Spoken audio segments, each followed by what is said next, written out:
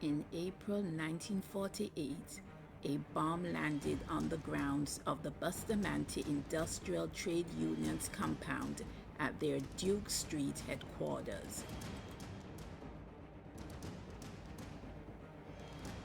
The bomb was thrown over the BITU's brick wall on the side of Johns Lane.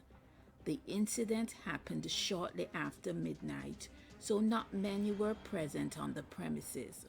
Some of the Unionists jumped over the wall and ran to see if they could catch the person or persons responsible for throwing the bomb.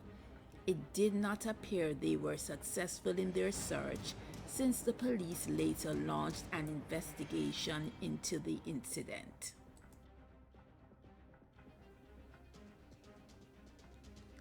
At the time of the attack, the bomb rolled under a mango tree, then exploded. There was little damage. The general intention of throwing a bomb, though, is to destroy property, kill, or harm people. Fortunately, none of those expected consequences happened. The police later reported how dangerous the incident could have been, since they found the bomb inside a thermos flask.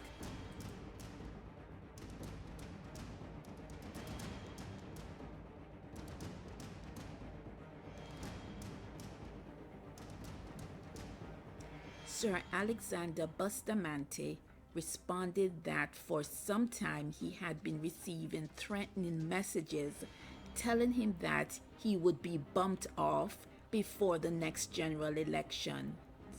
But Bustamante said the threats didn't intimidate him, so he would continue to fight against communism in Jamaica. He perceived bombings in general as an outdated practice of communists in European countries.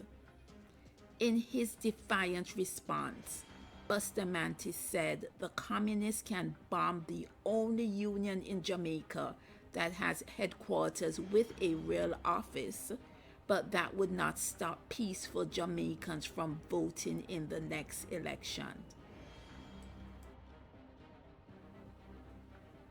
Bustamante warned the government that some prospective investors had already canceled their plans for business improvements, and if the government did not control communists, that would affect future funding.